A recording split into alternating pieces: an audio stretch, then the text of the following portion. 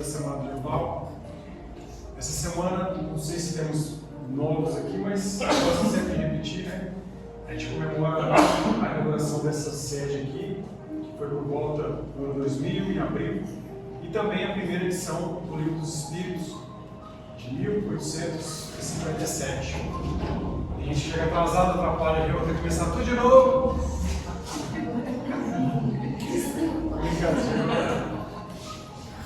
Então, são 168 anos, né, da primeira edição do Livro dos Espíritos.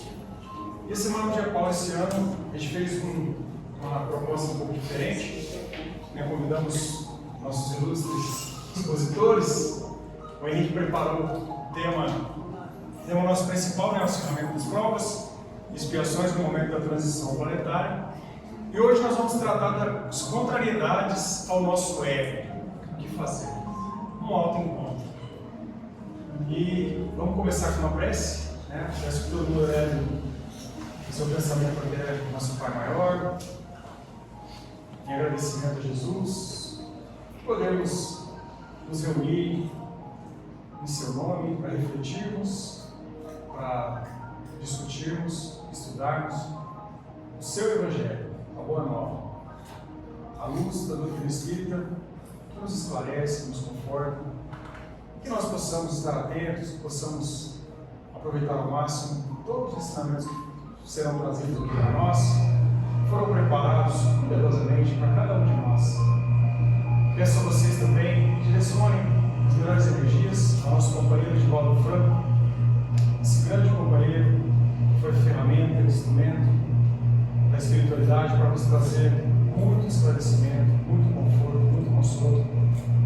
Passa agora por um momento de dificuldade, de enfermidade, que ele possa ser abraçado, envolvido em energias de muito afeto, de muito carinho, de muita fé, muita esperança, muita força. Assim como todos os nossos entes queridos, nossos amigos, todos aqueles que estão ligados a essa casa, ligados ao nosso pensamento, e ao nosso coração. E rogamos assim aos companheiros que nos acompanham no plano espiritual, que possam aproveitar também essa palestra, esse conhecimento, esse esclarecimento que será trazido. Muito obrigado e que assim seja.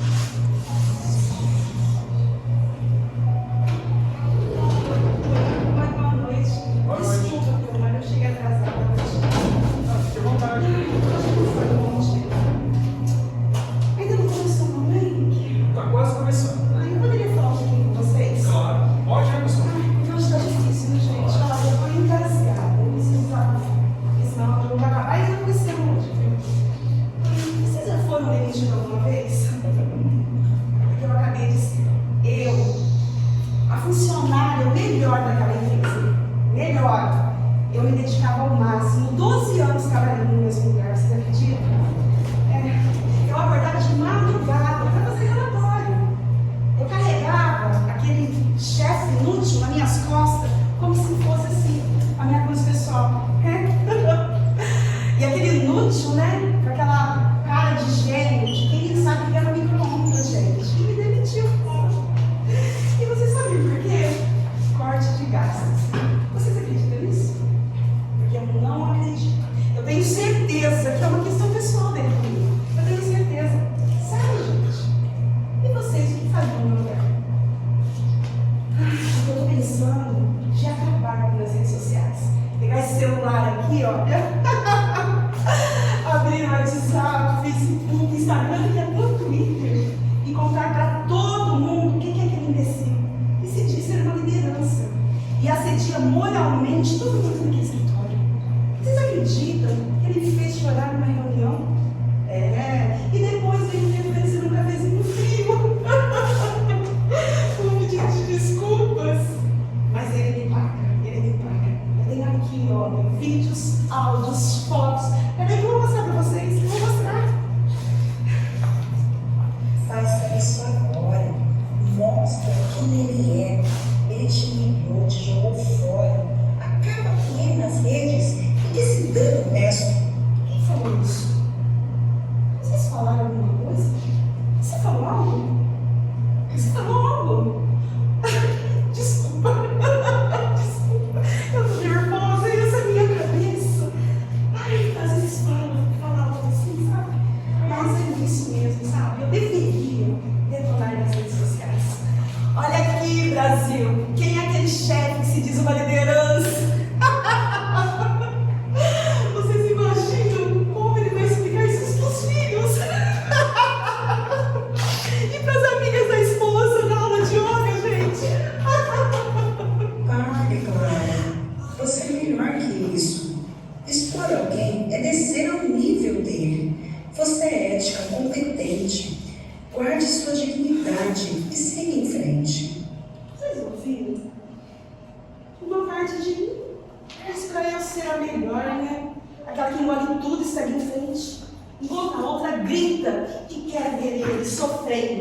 vendo tudo que ele fez, né?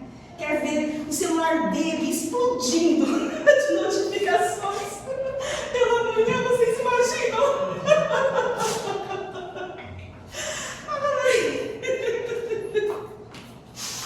Isso, Clara. Faz ele queimar. O poder está em suas mãos. Apenas um tweet. E acabou. É isso mesmo que eu vou fazer. Eu vou acabar com ele, é isso mesmo. Mas espere.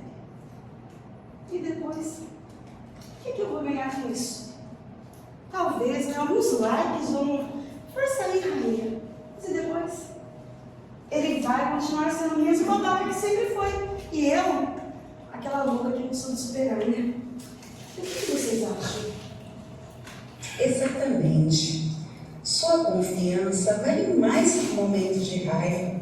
Pegue o seu currículo, arrume um outro emprego, mostre o seu valor. É mesmo. Talvez vocês tenham razão. Ou será que eu tenho? Sei lá. A minha cabeça olha pra cima hoje, gente. Ai, às vezes eu pego isso. E realmente eu deveria seguir em frente, né? E mostrar o meu valor sem precisar daquela empresa podre, né? Mas aí vem uma voz na minha cabeça que fala que ele precisa pagar pelo que ele fez, né? Então fica esse cabo de guerra. Uma voz quer gritar, outra quer calar. E eu aqui no meio, sem saber o que fazer, sem saber quem vai ou quem perde, né? Ai, mas olha, eu agradeço imensamente. Vocês foram ótimos, eu estou me sentindo bem melhor, viu? Porque senão realmente eu ia me enlouquecer hoje, viu? Então, mais uma vez, desculpa, tá? Que eu precisava disso. Agora vamos. Ó, vocês foram ótimos, viu? Agora vamos ouvir a palestra do Henrique, que eu nem sei do que se trata, né? Mas quem sabe, Henrique, traz alguma coisa para mim decidir o que eu faço com esse celular, né? Ai.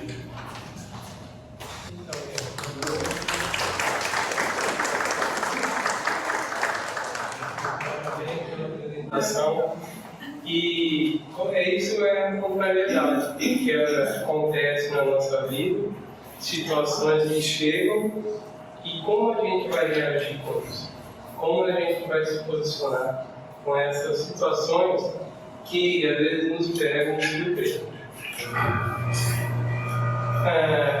Ela fazendo a apresentação, eu até pensei quando eu estava preparando o estudo, né? Algo que aconteceu comigo. Sim, também na área profissional, isso já faz um bom tempo. E que trouxe para mim essa dificuldade de lidar, né, com as situações, uma contrariedade que me trouxe essa dificuldade de, mesmo já fazendo parte de grupos de estudos, já fazendo um tempo dentro da casa espírita, existiam essas vozes, né, diante daquela situação. E como era uma situação assim que trazia também um grande desgaste físico, muito mais mental, eu fui dando voz, assim, aceitando aquela voz, naquele sentido de que me levava a uma maior dificuldade. E ela falava, calma, você já tem um conhecimento, é exatamente assim. Mas o que o que me dava mais prazer? Era entrar num momento de revolta, de cólera, raiva. Por quê? São as referências que ainda estão mais fortes. Porque faz isso. Então, o ego vinha acionando esse lado. Né? Então, a gente vai ver que o ego faz parte do nosso processo de evolução. Mas a gente tem que saber fazer as escolhas. Depois de um momento assim de muito estresse, eu parei, aí foi quando eu ia separar, esse refletir, observar tudo, eu tomei uma posição. E aquilo trouxe uma mudança. Né? Então, eu precisei passar por uma situação que aquilo, por exemplo, essa escolha que eu fiz me levou, sim, fisicamente, ficar totalmente esgotado, mas recupera, né, com descanso, né, mas mentalmente e espiritualmente eu tive que procurar ajuda, que levou praticamente um pouco mais de um ano para eu falar, eu me restabeleci daqui. Então, a gente tem essas vozes e a gente faz as escolhas. E a gente tem que saber que hoje, né, com a doutrina espírita, que tanto nos esclarece, saber que vai nos trazer um prejuízo, né, seja físico, orgânico, mental, espiritual, ou vai nos fazer crescer para aquele momento, para aquela situação. Por isso o autoencontro, né? A contrariedade faz a gente ir ao nosso encontro, ao nosso ser maior, à essência maior que nós temos. As dificuldades fazem a gente encontrar esse lado. Então a gente vai ter que refletir um estudo sobre isso. Hoje, atualmente, existe algo que é uma certa contrariedade para mim, mas já busquei meios, né, com o diálogo, dá tudo errado. Imposição, tudo errado. Então, é como Jesus disse, né, é pelo amor que a multidão de pecados, né, cobrirá a multidão de pecados. Então, hoje, eu preciso entender e aceitar que aquela posição daquela outra pessoa ainda, né, é um momento. Eu tenho que respeitar aquele momento ainda. Eu tenho que entender que é uma dificuldade que ela tem, que essa pessoa tem mais, eu preciso dar esse tempo, né? Se isso vai mudar ou não vai, não sei. Mas hoje, eu vejo assim, que eu consigo ter um controle maior com relação a isso. Que a gente tem que ir aprendendo, né? Senão só vai sofrendo, é o que a gente vai ver também. Então, quando chega uma dificuldade, uma contrariedade que surge na nossa vida, qual que é a nossa postura diante disso? Quando acontece, eu sinto que o meu ego foi afetado, né? Como que é o padrão dos meus pensamentos naquele momento? Ou quando acontece, será que esses padrões de pensamentos se repetem? Quais os sentimentos que me trazem, que afloram naquele momento? E quais são as minhas reações com isso? Será que eu reajo ainda na impulsividade? Será que eu paro antes de responder? Ou minhas palavras já saem, né, arrasando tudo? Então vamos pensar. Eu trouxe um exemplo para nós de Paulo Vittar. Lógico que o nosso maior exemplo sempre é Jesus, né? Pelo Espírito grandioso, né? Por tudo que ele viveu e nos ensinou. Mas Paulo Vittar sempre, para mim, foi uma referência, sempre me chamou a atenção toda a história, a vida dele. E ele tem sempre umas falas, né, da gente refletir. Ele colocava: sabendo que a tribulação traz fortaleza, pelo que sinto complacência nas minhas enfermidades, nas afrontas, nas necessidades, nas perseguições, nas angústias por Cristo. Porque quando estou enfermo, então sim sou forte. Então veja, ele fala que a tribulação trazia para ele força. Ele tinha essa compreensão das enfermidades dele, que essas enfermidades são morais, né? Ele ainda sentia, tinha um sentimento ainda que não era como ele queria que fosse. Ele compreendia, tinha essa complacência. Então, seja em todo o que ele também viveu, ele colocava: quando estou enfermo, aí eu sou forte. Por quê? Por que ele era forte quando ele sentia as fraquezas? Porque ele via que, nesses momentos, ele sabia o que ele tinha que transformar. Ele sabia qual é o sentimento ainda que segurava ele para o seu crescimento moral e espiritual. Então, as contrariedades é o momento que nós somos exigidos.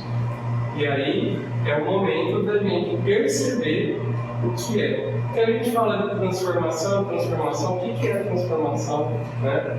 Então é a gente perceber aquilo que ainda entender que, por exemplo, a raiva, a revolta vai nos fazer sofrer, vai nos trazer prejuízo, tá bom? Aí eu trouxe, aqui é bem curta essa parte, a outra é um pouco mais longa. Mas são duas visões assim, por quê? A ciência também, desde o início, né, a gente tem uma ideia, não deu muito certo, mas eu não tive tentar trazer. Por quê? O Evangelho fala que o Espiritismo, né, a doutrina, a ciência, um dia vão ser uma aliança, né, vão se unir. Então eu não tive.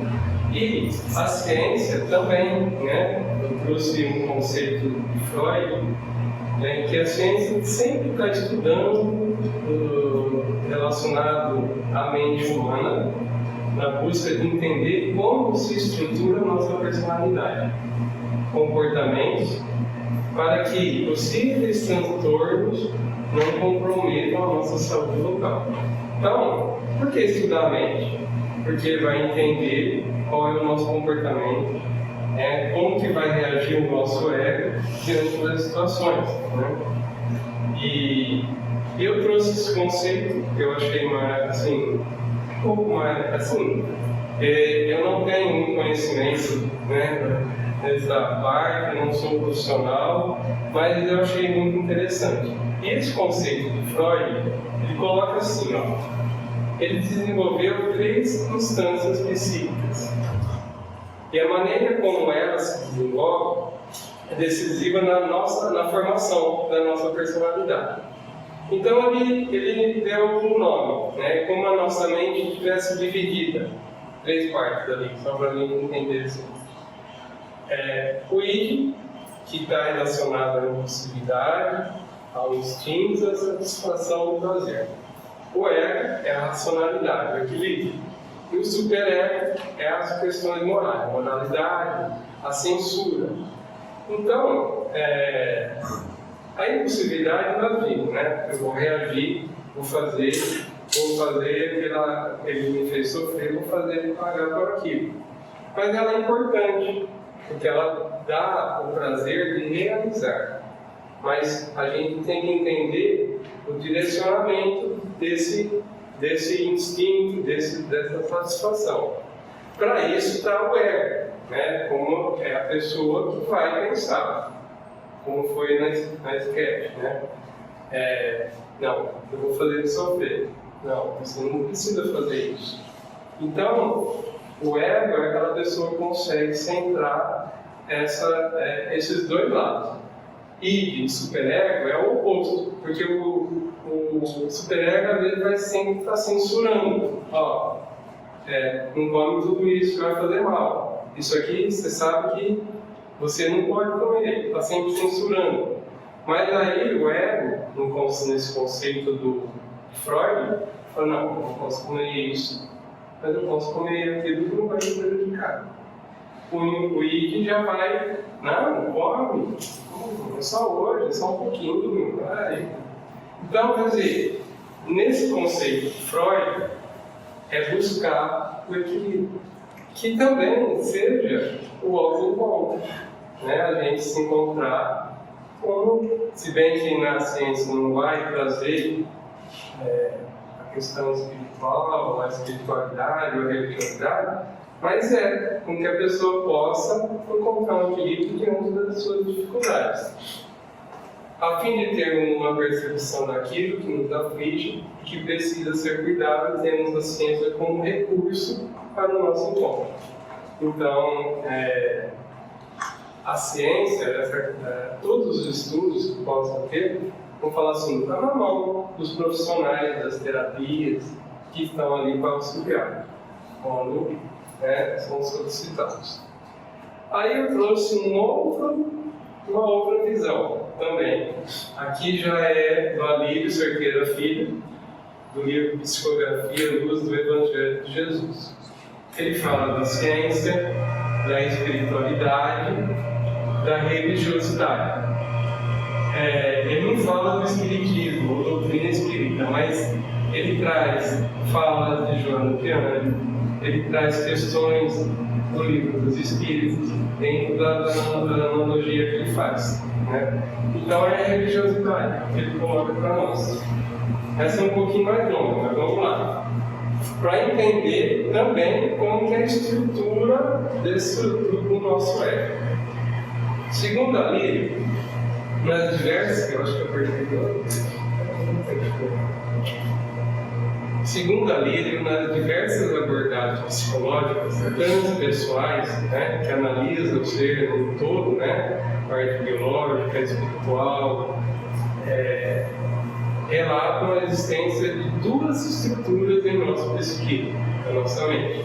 Uma denominada ego e outra denominada self, ou ser essencial. Aí, o self, a gente já sabe, isso tudo é coisa que a gente conhece, A gente já ouviu falar, tem já uma noção disso. Então, o self é o centro da consciência, permeado pela energia do amor, onde estão fixadas todas as características positivas dos valores reais do indivíduo. Está vendo? Valores reais. Que é a nossa essência mesmo, que a gente vai ter que descobrir. É o nosso lado luz, amoroso, bom e belo, que é a essência divina que somos. Originam-se os sentimentos novos, bondade, fraternidade, enfim. Todos os valores derivados da energia do amor. E aí vem o ego. O ego é a camada de ignorância que envolve o ser essencial, onde ficam registradas todas as experiências equivocadas, nas quais não colocamos em prática o amor essencial. É o nosso eu inferior, composto de duas partes. Então, a Lírio, ele divide como Freud divide em 3 partes lá, a Lírio faz duas, que é o self e o ego. Só que o ego ele faz uma subdivisão. Primeiro, ele coloca a negatividade do ego. É a parte do ego onde ficam registrados os sentimentos com ausência de valores essenciais, ou seja, se originam da energia do desamor, ausência do amor, o ódio, o egoísmo, o orgulho. E a máscara do ego é a parte disfarçada, mascarada, instrumentos de defesa e fuga do ego. Então, muitas vezes a gente não deixa transparecer aquilo que nós estamos sentindo. E aí essa é a máscara. Onde o indivíduo mascara as negatividades. Eu mascaro o meu ódio, o meu orgulho, a minha revolta, com sentimentos aparentemente positivos. Então, às vezes eu faço uma troca. Por exemplo, eu posso, diante, como foi a esquerda, fico me martirizando, porque eu fui dispensado. Eu sou vítima, então eu começo a criar todo um contexto, mascarando o que realmente eu estou sentindo, com ódio daquela pessoa. Eu mascarando, me vitimizando. Projeção. Ou então eu vou projetar aquilo que eu estou sentindo, que não é culpa minha, é culpa do outro. Então, eu faço essa projeção, então eu vou mascarando também aquilo que é o que está aflorado em mim de sentimento. Tá? São alguns exemplos. E aí, a gente vai ver, faz tipo esse gráficozinho, né, para a gente entender, né, a essência do amor, é o centro ali, né, a nossa essência divina, a negatividade, tudo que é o contrário ao amor, e a máscara que às vezes eu vou mascarando o sentimento que eu tenho, conforme, né, a minha necessidade, aquilo que eu desejo. E aí ele traz lá de Joana de Ângeles, do livro Amor, Combatido ao Amor. Ela coloca assim para nós: o ser essencial é amor. No entanto, no processo de despertamento da sua potencialidade divina, adquire expressões não legítimas, que passam a atormentá-lo, já que fazem parte do processo de maturação através de negatividades, que são o desamor e as máscaras do ego, expressando-se como seus amores. Então ele busca essa fala de Joana de Ângeles para trazer, dentro dessa analogia que ele está fazendo, ele tem uma referência. Então, Joana de Ângeles, ela tem a série psicológica, né, da psicologia que ela fez, e ela retrata muitas coisas, né, do nosso ego. Então, eu peguei essa partezinha porque o ego vai fazer parte, a gente vai ver mais lá na frente, né, que ela também fala, que faz parte. A gente vai amadurecer tendo as suas qualidades, para que a gente possa observar o que é que está desalinhado ainda com a essência do amor. Tá? Alguém quer falar? Completar alguma coisa? Fica à vontade, gente. Eu só queria dizer, né, que aí eu não posso mais dizer que eu tenho aquele anjinho do diabinho, né? Aquela que me diz, né? Então é realmente algo que está em mim, que eu preciso. Exato, porque como eu dei o exemplo meu mesmo, por um tempo aquilo é o que me levava, porque estava em mim ainda forte aqui, é a referência, né, que a gente tem aí. Bom, tá certo? Mais alguma coisa? E aí, ele usa a parábola do filho pródigo. Todo mundo sabe a parábola do filho pródigo, né? Todo mundo conhece. Então, ele utiliza essa parábola que Jesus nos trouxe e dá uma destrinchada para a gente entender onde que existe a negatividade, onde existe a máscara. E ele coloca, essa parábola nos fala do auto-encontro, do encontro da criatura com a sua própria essência e, por consequência, com o Criador. Jesus aborda nessa parábola a trajetória de evolução do ser humano. Então, ele é interessante porque ele é uma trajetória mesmo, que nessa parábola mostra, né, o nosso crescimento moral e espiritual. E aí eu fiz assim, bem sintetizado, né, para que a gente não alongue tanto. Então, o filho pródigo, ele coloca que é a negatividade do ego, tudo contrário ao amor. Então, a busca do prazer, as ilusões, muito forte, né, conectado às questões da matéria, do material. Com isso, quanto mais eu me aprofundo nas questões da matéria, maior é o meu distanciamento da minha essência divina.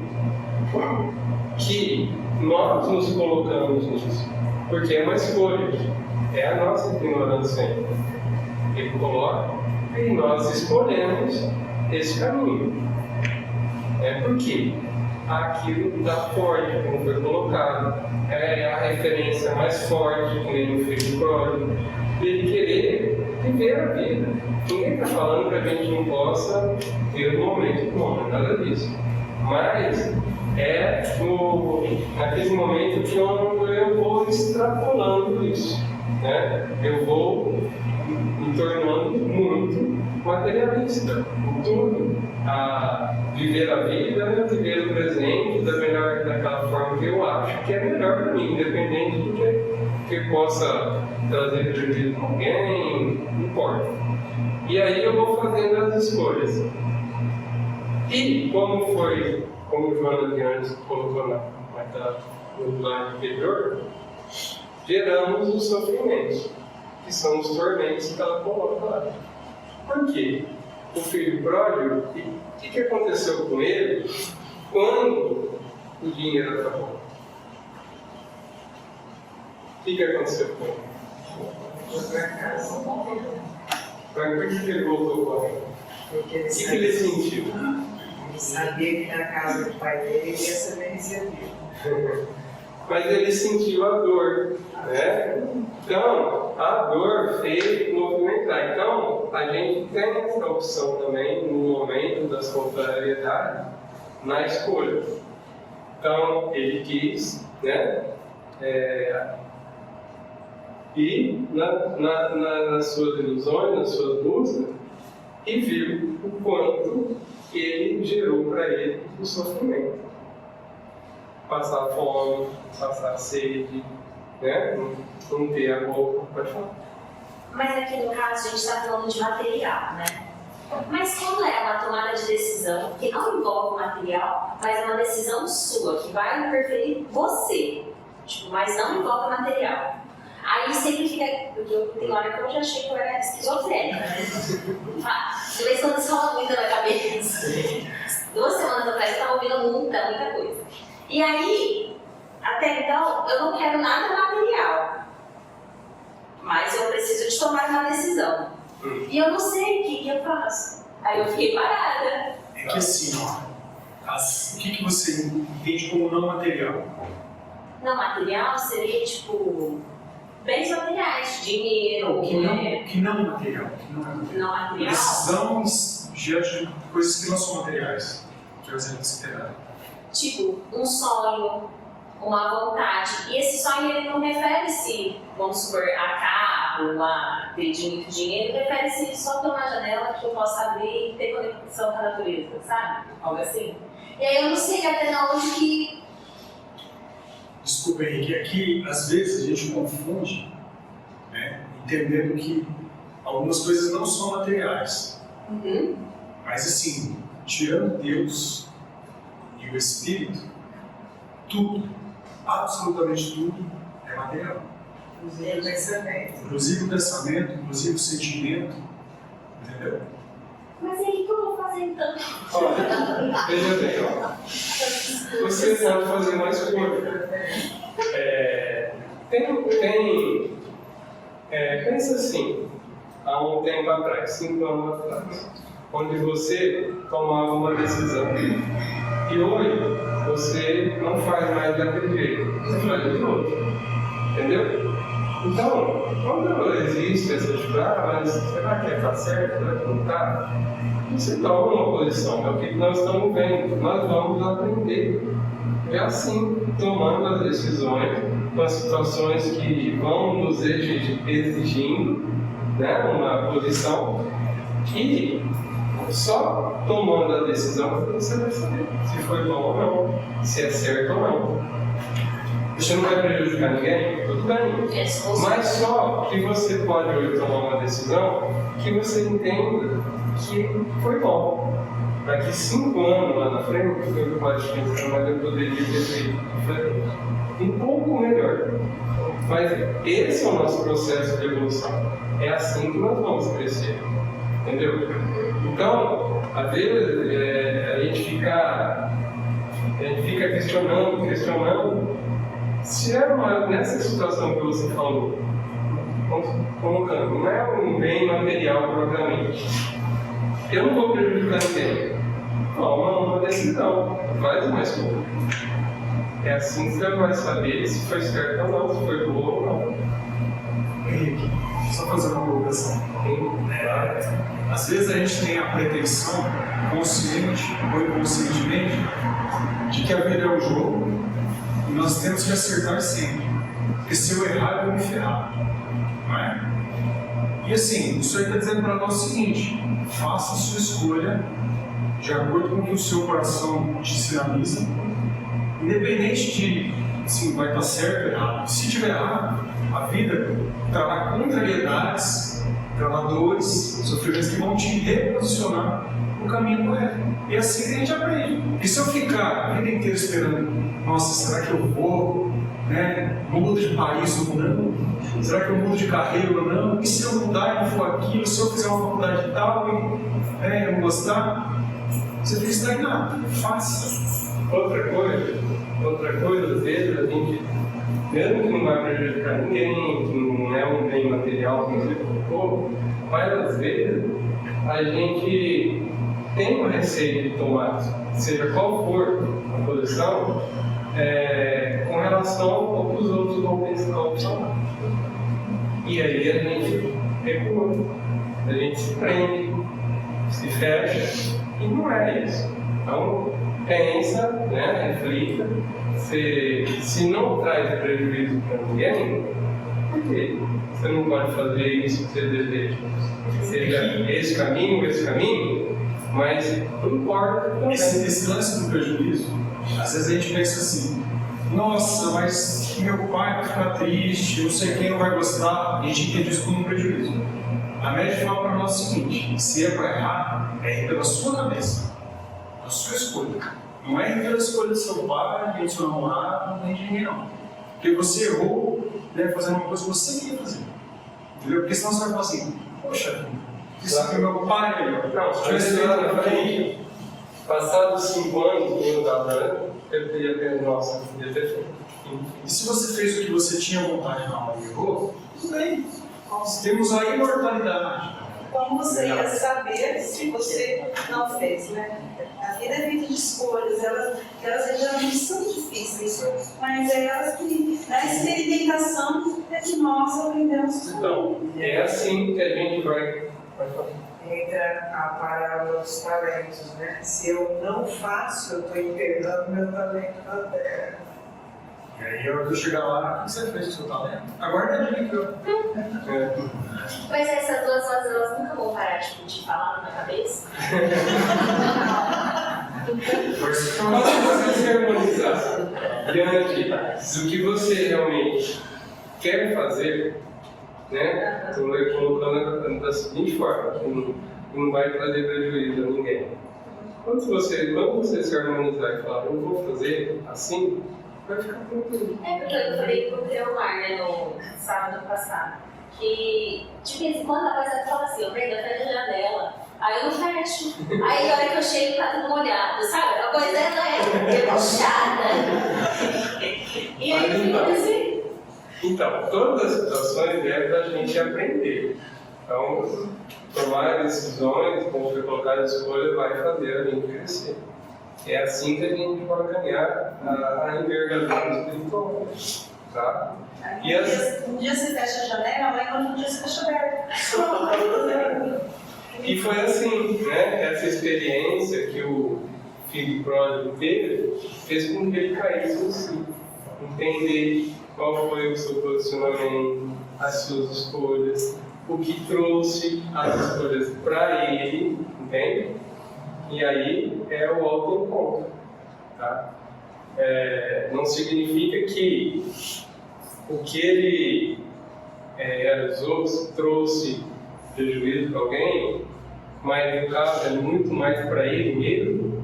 Ele vai ter que ter as reparações, diante, como espírito que é eterno. Então ele vai ter todo um processo também para que vai redirecionar ele, como foi colocado, e ele vai aprender. Lógico, isso serviu de experiência para ele, certo? E aí, nessa sequência aí, ele coloca que o filho mais velho representa as máscaras do ego. Ele coloca que ele teve a dedicação aparente, se colocou como bom moço e permaneceu lá com o pai. Mas ele fala que permaneceu dentro dessa analogia dele como por uma obrigação. E ao retornar, ao retorno do irmão, se revelam as negatividades do ego. Quais seriam essas negatividades que aflorou no irmão mais velho, quando ele viu o retorno? Por quê? Ele censurou o pai, ele questionou o pai, porque o pai estava fazendo uma festa pelo retorno do filho. O que esse filho mais velho teve de sentimentos? Revolta. Ciúme. Inveja, toda te abandonou, ciúme. Então, e aí a gente reflete. Quando nós somos filho pródigo, quando nós somos o filho mais velho? Mas essas máscaras que você fala não seriam um esforço que a gente faz também para se melhorar? Porque se tudo você expor, eu tô com raiva, eu explodir em cima de você, Ó, a gente. não hoje, seria uma forma de esforço? Na verdade, ele coloca essa máscara como uma defesa. Que a gente faz, né? É uma defesa. Eu não quero expor agora porque eu estou com raiva. Tá? Mas eu acredito que tem esse lado do esforço, você tentar se controlar, porque senão você vai viver Só que aí precisa entender, nós vamos ver isso aí.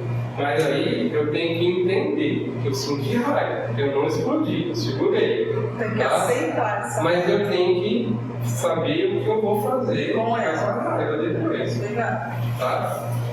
E aí ele coloca também, ele coloca o pai também no personagem da história, ele coloca com duas conotações, que ao receber o filho novamente, ele buscou a sua essência divina. Ele não questionou, ele abraçou, ele acolheu. E ele coloca também esse pai como Deus, né? Pode escolher de Deus também. A gente pode desviar o quanto for, a gente pode dar cabeçada o quanto for, naquele primeiro sinalzinho que a gente dá, né? A gente já é acolhido, né? A gente já é envolvido nas bênçãos de Deus.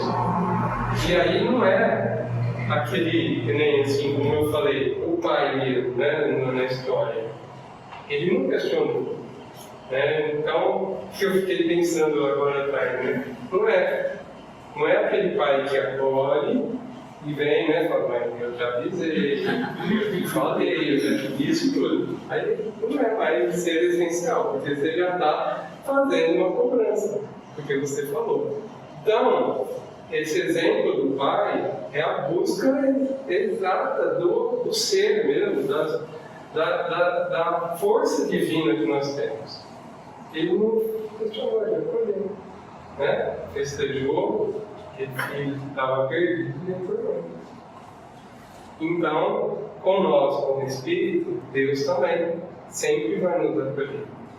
E como o Pedro falou aquela hora, mesmo que a gente faça as escolhas ainda, que faz parte do nosso processo, a gente vai receber o direcionamento.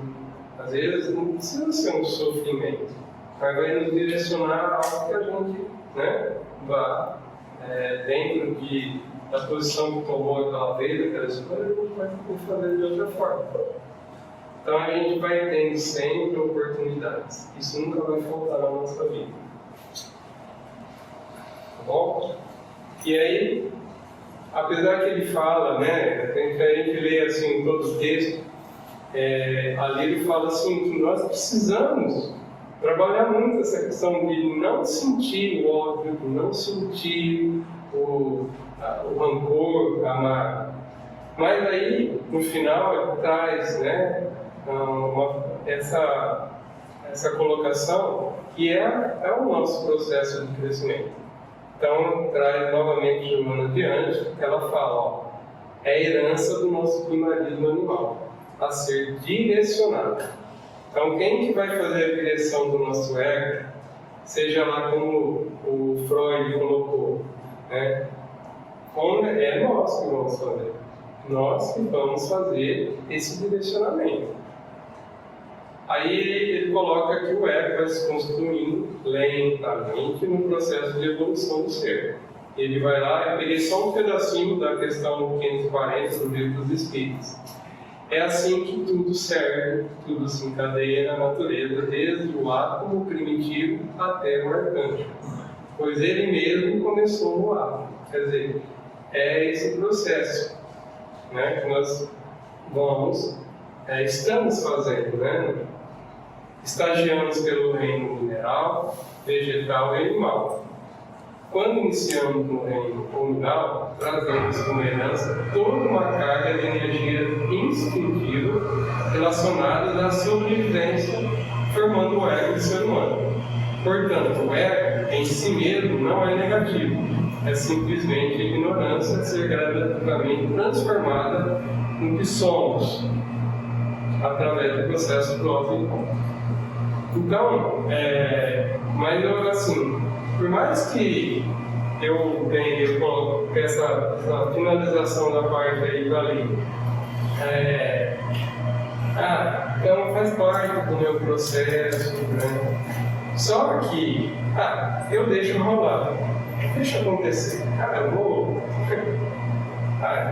alguém não deu certo, deixa pra próxima, né? Não dá certo não, eu preciso ir observando tudo isso, né? Porque hoje a gente já tem conhecimento, a gente tem a doutrina nos esclarecendo, nós sabemos o que causa de acordo com as escolhas que a gente faz, se elas não forem boas. Então, já é o momento de a gente, como você colocou, esse meu exercício de ir contendo uma impulsividade, aquela reação que eu já não tenho pronto para falar. Esse é o exercício. Para que a gente possa, sim, lentamente, gradativamente, fazendo as mudanças. E a gente vai entender qual que é esse. Quando, né, eu não falei, mas qual que é o pensamento? Qual que é o sentimento? Então aí eu vou controlando. Eu tenho que fazer esse exercício. Aí eu vou descobrindo o que eu tenho, como Paulo de Tarso, né? Na enfermidade que eu sou forte. Eu vejo, naquele momento que eu sou exigido, é o momento de eu saber me fortalecer. E não mais começar com as reações, né? Como possível, né? Sem refletir antes de falar, né? Não medindo as palavras, porque as palavras machucam, né? São fortes e permanecem. Tá bom? Aí, lá nesse livro, né, Fundamentos da Reforma Íntima, de Carvalho Schutel, ele dá os derivados do egoísmo e do orgulho. Vamos lá. Aí você já pode escolher. Onde a Rita trouxe as florzinhas, né, para sortear, hoje ela vai falar quem quer inveja? Quem quer agora falar? Então ele faz essa lista aí. A gente pode escolher aí, tá? Mas o interessante é que isso é uma pergunta que ele faz. Por que evitar? Por que eu tenho que evitar isso? Qual seria a resposta? Dentro do que nós já vimos, né, nos slides anteriores, por que eu tenho que evitar isso? Porque isso me afasta do meu ser essencial. O que mais? Uma lista boa. Uma lista boa, né? Nossa. Eu tenho uma coisa para falar assim. Eu já vivi todas as experiências, né? Como eu estou vivo, vou fazer 83 anos. Eu passei por todo esse processo. Só que o meu filho mais velho vai fazer 59 anos no novembro, ele nunca bateu comigo. Ele nunca concordou nada comigo. Sempre batendo de frente. Então, eu estou aqui hoje para me encontrar disse lá na palestra, eu quero me encontrar comigo mesmo, primeiro. Porque ninguém é perfeito. Sim. Quando você fala que o outro está errado, o outro está com problema, sempre está com problema. Eu estou com problema. É a referência que a gente Eu estou com encontra. problema da vez, mesmo que eu foi embora, por exemplo, meses, eu estou tentando compor na minha vida de uma forma que eu estou vivendo sozinho, estou conseguindo fazer isso, mas muita dor, sabe? Então assim, meu filho, eu tenho 2 filhos. Meu filho, o mais jovem, tem 48 anos. O engenheiro está trabalhando lá no Rio Grande do Sul. Ele é outra pedra. É bem diferente. Ele chega na minha casa, ele deita no sofá, ele bola no chão. Ele é totalmente assim. Esse meu filho mais velho, ele não senta na mesa para comer com a gente, nem a esposa dele senta na mesa para comer. É uma pessoa complicada. Assim, ele é materialista por essência. Eu acho que tudo na vida é acumular bem.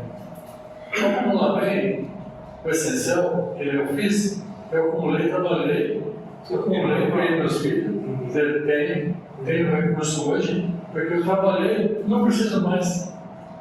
Então estou fazendo um desapego do bem material. Quer dizer, eu tenho minhas coisas em casa, tudo, mas tudo que não me serve mais, não me agrega nada, eu estou mandando embora. Todo ano, sabe? Não me interessa mais. Nessa fase da vida, você começa a deletar as coisas. Não tem como você ficar guardando coisa lá. Um dia eu vou precisar dessa coisa aqui. Não vai precisar nada. Vai ficar lá. São experiências, tá? Então, Isso aí que o senhor está aprendendo. O senhor tem aí várias situações que trazem contrariedades. E é isso que o senhor falou. O senhor tem que, com isso, se encontrar. Não vamos julgar, cada um ainda vai ter o direcionamento.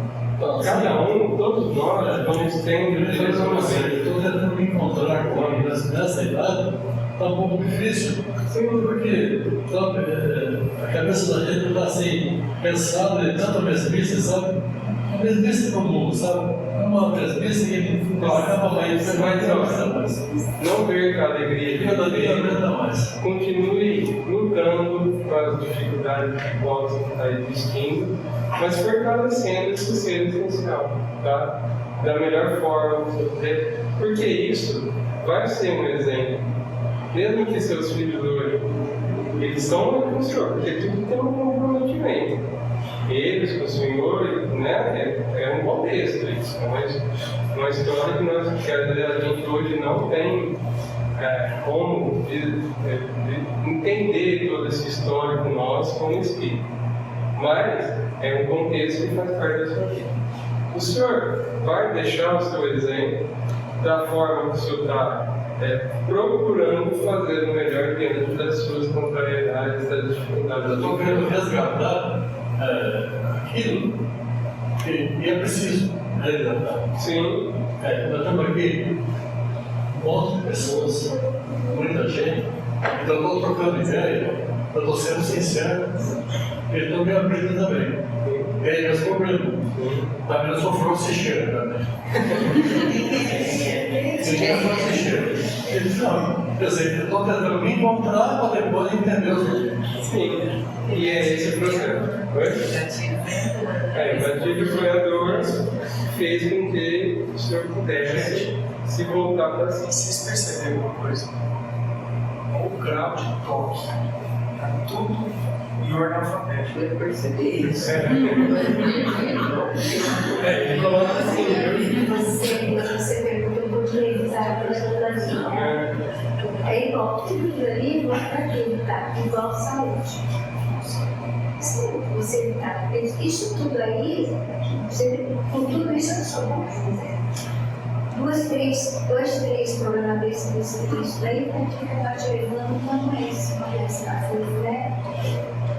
Eu acho que a gente tem que evitar tudo esse tipo de coisa para a gente poder ser saudável, está tudo bem, está tudo bem por si mesmo, porque senão quando a gente vive nesses programas, gente, eu já passei por isso, uma coisa, a vida da gente vira um inferno, ou seja, não tem saúde, Porque nem o física nem espírito, psicológica. o espírito adoece, e aí Exatamente. aquilo vai, né, vir no corpo físico como uma enfermidade. Então, isso, para que evitar? Para a gente ter saúde. Também. E aí o Schuttel ele responde: porque são modos de ser, sentir e estar que não possibilitam a harmonia maior com o lado cristão do espírito. Não conduzem a Jesus, não permitem a felicidade, não trazem progredir e afastam o ser da busca da perfeição. Aí, para dar sequência, né, eu fiz essa pergunta: e como evitar? Porque ele está falando, por que evitar? Agora, como evitar? Evoluído. Hã? Amando. Se conhecendo. Aí, Chega esse lado aqui. aí não pode. Tá rolando. Não pode, tá vendo? Nossa resposta. Eu só percebi. Não, mas aí tem a ver com a máscara, né? Porque a gente primeiro reconhece quais são os nossos defeitos, né? Depois a gente tem que mudar as nossas atitudes. Então a gente age e reage. Então eu fiz assim, né, algo para a gente entender esse evitar. E aí vocês vão falando, se concorda, se discorda, ou acrescenta, fica à vontade. Então, o que eu coloquei? Reconhecer, eu tenho que aceitar, e aí eu vou agir, tá bom? E aí eu trouxe, para dar nessa sequência do estudo, eu trouxe, está no livro Opinião Espírita, de Emmanuel André Luiz. O dever do espírita cristão é tornar-se progressivamente melhor, útil, assim, verificar de quando em quando, com rigoroso exame pessoal, a nossa verdadeira situação íntima. Espírita que não progride durante 3 anos sucessivos, permanece estacionário. A Lúcia falou uma coisa interessante, né? Assim, eu estou com raiva, né? Assim, como não explodir? Eu acho que primeiro assim, por que eu estou com raiva? O que a raiva vai desencadear? Vai trazer algo Mas né? num momento, se eu começo a falar algo para você, te ofende, você não vai refletir. Então, mas aí esse é o caminho e o processo. Aí é o exercício. Aí você vai se conter para não também entrar naquela Talvez direção. hoje eu exploda. Amanhã eu tento assim, peraí, respirar um pouquinho mais. Aí, Então, por que não respirar antes de explodir? Porque a hora que você explode, você se engana. Sim, filho. Não é? Por isso, gente, até me queimou por dentro. Começou a queimar por pra mim. Queimou de dentro pra fora. Respirei. Falei, já sei que é assim. Eu vou fazer. Respirei. Quem vai responder menos a menos. Poderia ter sido menos ainda. Me queimou tudo por dentro. Mas então, e aí depois entra nessa reflexão que Emmanuel e André Luiz colocam aí, com um rigoroso exame pessoal. Aí, entendeu? Bom, vamos lá. Reconhecer, aceitar e agir são pilares fundamentais para mudar padrões de pensamento e comportamento. Reconhecer. Eu reconhecer é esse despertar da minha consciência. Porque eu posso saber que eu sinto mágoa, né? E eu falo, não vou perdoar. Eu reconheço que eu tenho. Mas aqui para mim tá bom. Ainda é bom para mim aqui, entendeu? Não houve o despertar. Então reconhecer eu tenho que despertar, fazer esse despertar. Aí eu coloquei um processo desafiador, mas é essencial para iniciar uma transformação significativa, exigindo honestidade consigo mesmo. É um ato de identificar e admitir para si mesmo a existência de comportamentos e padrões de pensamentos nocivos, sendo necessário observação constante nas diversas situações. Então, não é só naquele momento quando eu tenho o desafeto, por exemplo. Não. Nas diversas situações que vão acontecendo, eu preciso, né, ter essa atenção. Então, eu vou identificando, eu tenho que admitir isso que está em mim, eu tenho que ser honesto, né? Eu ainda sou assim. Eu tenho isso. Estou assim. Isso. Alguma coisa? Alguém quer falar? Pode falar? Não? Aceitar. Aí eu vou encarar a realidade. Aceitar não é tarefa fácil, pois envolve enfrentar aspectos de si mesmo que serão desconfortáveis e dolorosos. Com certeza. Exige coragem e admitir que tem comportamentos que não são benéficos para o seu crescimento espiritual. Momentos de introspecção profunda. É o que Emmanuel e André Luiz falou. Né? Uma análise profunda de si mesmo, para ver se com suas falhas, vulnerabilidades, e aí eu coloquei, as suas potências também. Porque, diante daquela situação, eu vou ter que procurar algo para sobressair aquela dificuldade ainda que eu tenho. O que eu vou buscar dentro de mim? Eu preciso entender que eu tenho potências também. Né? Nós temos todas as potencialidades. Qual que eu vou utilizar?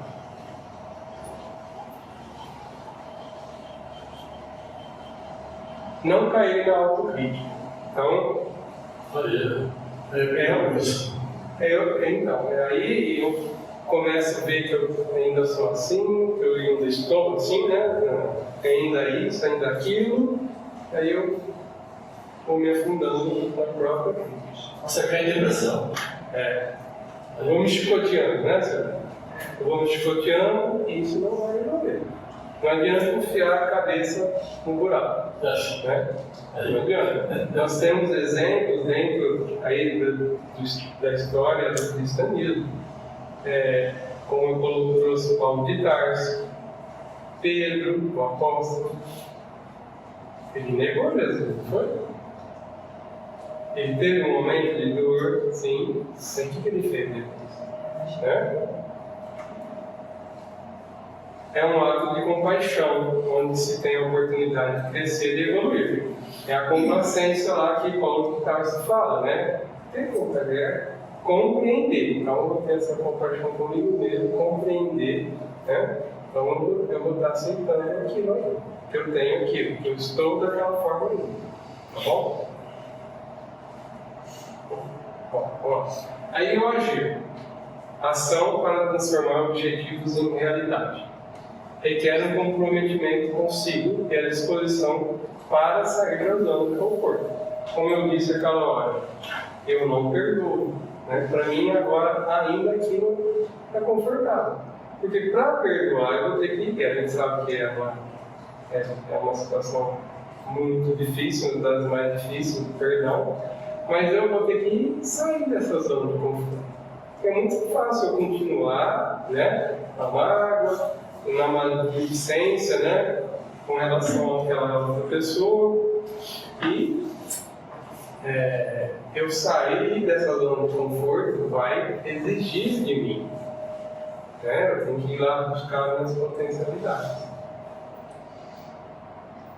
No início, estabelecer objetivos pequenos, que possam ser alcançados com um propósito relevante. Então, eu vou traçando um caminho. Como eu falei do perdão, como pode ser qualquer outra situação, eu posso ir traçando uma forma de tentar minimizar aquilo. Então, eu vou traçar um caminho, e que tenha um propósito maior. Eu não posso planejar algo para piorar ainda mais. Né? Tem que ser algo que vai me fazer melhorar. E melhorar aquele contexto daquela situação difícil. não frustrar-se e nem desanimar caso não consiga atingir o objetivo rapidamente. Porque existem coisas que a gente vai ter que trabalhar incessantemente. Olha o exemplo aqui do. Como é o nome do senhor? Alberto. Do seu Alberto. Né? Ele colocou, se abriu aí, como ele colocou, né? Dos filhos. Ele não pode abandonar, porque é um comprometimento. Ele se comprometeu na reencarnação com aqueles espíritos. Hoje, eles já são adultos e estão fazendo suas escolhas. Mas ele não tem que se frustrar com isso. O objetivo do foco é a família. Nesse caso ali, de não desanimar, você tem uma traçada. Tem 2 filhos pequenos, um no colo e o outro com 10 anos. Quando ele ser tãozinho, mas 45 anos eu estou aqui. Então, eu não tenho foco. Sabe, isso aí que está falando, é você ter um foco, você ter uma família. Por quê? Esse objetivo, alcançar um objetivo, dependendo da situação, rapidamente, talvez não vai conseguir. Existem situações que podem prolongar a encarnação. Porque não tem coisas também que nós não podemos mudar. Não depende disso. Exatamente. Aí como eu disse também no início, depende do outro. Né? É o momento do outro. E aí você vai respeitar, você vai compreender. Você pode deixar seu exemplo diante das situações. E isso um dia vai refletir. Um dia isso vai refletir. O jeito de olhar o moço. Exatamente. O nosso olhar tem que ser diferente. Como que Jesus olhava todos nós lá naquela época? Como ele nos olha. A gente Como tem que nos olha aí? A gente tem que olhar para ele do jeito que ele quer ser olhado.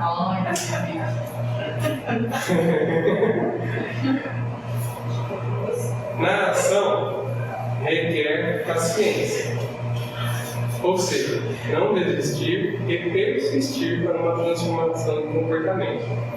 Essa definição de paciência é de Pedro também, em uma das suas cartas lá no Novo Testamento.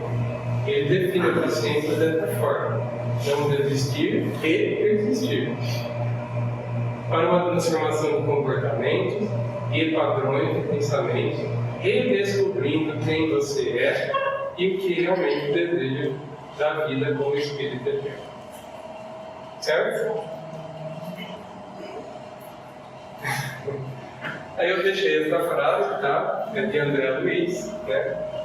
E que ele fala, né? A nossa luta é conosco mesmo.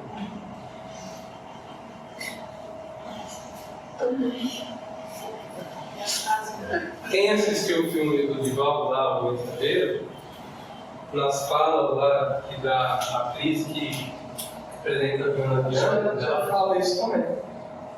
Né?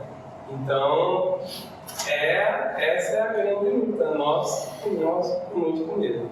Né?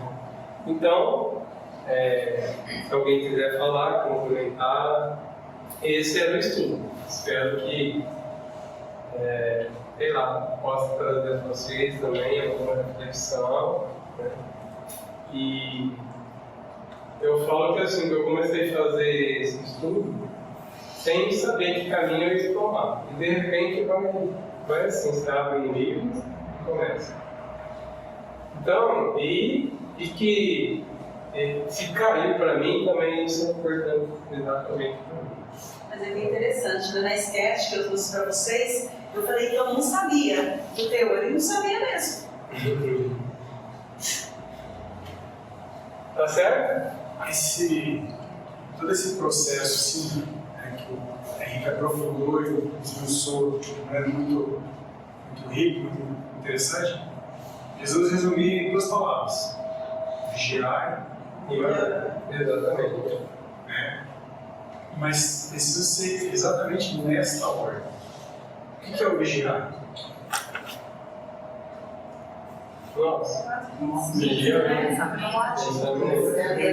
se policiar. A gente está atento, né, aos nossos pensamentos, nossos sentimentos, nossos comportamentos, palavras, inclinações. As contrariedades, né, que o Henrique trouxe aí, ela só tira a poeirinha que está debaixo do tapete. A gente acha que está tudo bem resolvido já em relação a, sei lá, alguma dificuldade que a gente tem, mas numa situação extrema, aquilo vem à tona. Aí como eu acho que foi não sei se foi o Marco que trouxe, ele falou assim, nossa, mas por que eu fiz isso?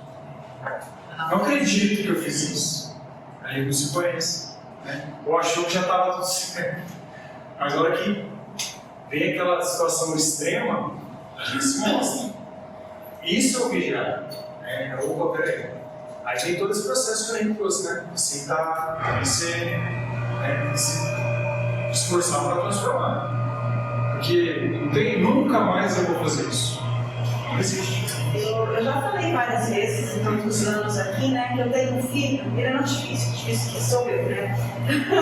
E a gente sempre teve problemas. E eu fui daqui pra cá, não resolveu nada. Então, assim, quando eu não soube respeitar o tempo dele, como ele está no momento, entendeu? Eu não conseguiu. Aí depois que eu tive o entendimento, não todo, né, porque tem muita coisa para aprender ainda, aí que as coisas começaram a andar. Começaram a andar e tá dessa forma. Melhorou 100%? Com certeza não, mas já caminhou muito para isso. Isso que é importante. Só complementando o horário, é a prece. A prece é um recurso muito, mas muito potente, muito eficaz, que a gente usa pouco. Né? Quando a gente se depara com as situações que nos contrariam, que vem à tona, né, toda aquela lista que você trouxe lá, prece para Deus, para nossa vida espiritual, para Jesus, né, para nos ajudar a voltar de novo, né, pro caminho certo, né, pro nosso equilíbrio. E assim, vai ser 1 milhão por dia, talvez por hora, mas é assim. É isso, gente. Tem mais? Eu acho que. Não sei. Na verdade, eu não sei. Porque tem, hoje eu tive muitos pensamentos, né? Fica assim, um monte de gente assim, parece toda uma empresa. E aí eu coloquei no meu trabalho, né, com fone, fazendo projeto. E aí eu coloquei Chico Xavier. E aí deu mais ansiedade ainda. Eu falei, meu Deus, o que eu faço? E aí eu parei assim, aí eu olhei pra minha amiga do lado e falei, vamos conversar? E aí foi o que me acalmou, assim. Porque é muitos pensamentos, assim, muita. Não sei, muitos. E eu falo que talvez eu ainda não sei identificar o que é bom e o que é ruim. Porque parece que os dois, na minha concepção, tem hora que é bom e tem hora que é ruim. Tipo assim, ó, a impulsividade. Tem hora que eu acho que é legal eu ter essa impulsividade. Porque senão eu paraliso, sabe? Então eu fico ainda meio que, pra mim ainda é difícil. A não ser que eu não assim, bate nela, eu vou fazer não, senão eu vou seguir ela. Mas eu ainda não sei ainda diferenciar. Eu vejo assim, conversando, vendo, você falou uma palavra, ansiedade. E aí você precisa ver em você o que é essa ansiedade, o que traz isso. Talvez você tenha que. Não sei, você faz terapia. E você passa 17 anos. Aí você tem que também analisar muitas coisas do seu comportamento. Então, porque você tem que se olhar e ver o que está te levando a ser. Sim. E aí eu tenho que ficar, tipo assim, me conectando comigo mesma, tendo estudo. Tipo, eu tenho que realmente ficar mais equilibrada. Mas é como se fosse um buraco tão grande assim, até eu chegar lá, parece que é muito distante, sabe? Então, aí pode ser também uma pressa, né? Que você tem de alcançar alguma coisa. E aí nem tudo não tem. E você deve. Tem uma sugestão que eu recebi uma vez, um amigo muito querido, ele fala o seguinte: a ansiedade ela está muito relacionada com o futuro. A gente se ocupar muito com possibilidades que podem acontecer ou não no futuro. Ele fala assim que uma forma, né, da gente tentar é se fixar no presente. Mesmo, em atividades manuais, algo que necessita da sua atenção 100% no presente. Entendeu? Porque se você faz algo mecânico, seu pensamento que está ali, você está fazendo ali e tal, mas não, acho que eu vou fazer tanto semana que vem, não vou, acho que eu não. Ou quando você tem que focar ali no presente, escrever, sei lá, cada um desenvolve o seu próprio corpo. Dá uma fixada. É um processo. É um processo que você tem que ter de harmonização com você. Isso que o Cleon falou é importante. Não que a gente não vá planejar algo, assim, né? Mas você pode planejar, mas você tem que estar focado nas coisas, no momento, né? Porque às vezes você está esperando algo mais, você está desejando algo mais, e isso está te acelerando, entendeu? Então é um momento de introspecção, como eu falou, para que você possa ir harmonizando. Ó, isso aqui ainda tem que aguardar, isso tem um tempo. E aí requer muita paciência, né? Exatamente. Perceber. Vou ter conseguido. É isso aí. Tá vendo que... Mas como que a gente faz essa Mas tá tanta vendo paciência, que você está percebendo, né, que você foi falando, surgiu a questão que você sabe, da ansiedade, da tua impaciência. E se você continuar, você vai encontrar, entendeu? A terapia tem que fazer você enxergar isso. Você tem que pensar, está fazendo ver e está trazendo com que você consiga viver o apoio, que você consiga fazer uma mudança. Tá? Eu já sei o que você faz para ter paciência. Você faz tipo aí Eu já comecei fazendo você faz isso, aí você desmancha, aí você faz de novo. Ela tem uma aceleração. Ela tem uma aceleração. E eu queria, tipo assim, ser essa pessoa melhor mesmo, sabe? Mas não pros outros, pra mim mesmo. Não, mas você está no caminho. Só que você precisa encontrar o que está te dando um certo bloqueio na sua vida. É isso. Entendeu? Faz pressa, não é? Mas, tudo bem, gente? Então vamos. Primeiramente, eu quero agradecer a oportunidade. Tá? Ontem, eu nunca tinha vindo aqui, foi a primeira vez que eu falei aqui no Nepal. Era um que eu vim para conhecer. Eu falo que foi muito bom pela energia, pelas vibrações e me trouxe tranquilidade. Mas eu perguntou, nervoso? Eu não estava nervoso. Né? Eu estava muito em paz, né? Muito tranquilo, e porque eu senti tudo isso aqui. Então, agradeço e vamos bola para frente. Espero que possa. Isso aqui tudo, não é eu que preparei tudo, eu sou intuído, as coisas vão surgindo, eu fui planejando, pensando com tudo que vinha na minha cabeça. E como eu falei, eu acho que eu trouxe muito mais para mim, por causa também das situações que eu já vivi e vivo. E é assim que a gente vai, tá bom? Então, vamos ver. Parabéns, foi muito bom. Vamos agradecer por Deus, por Jesus,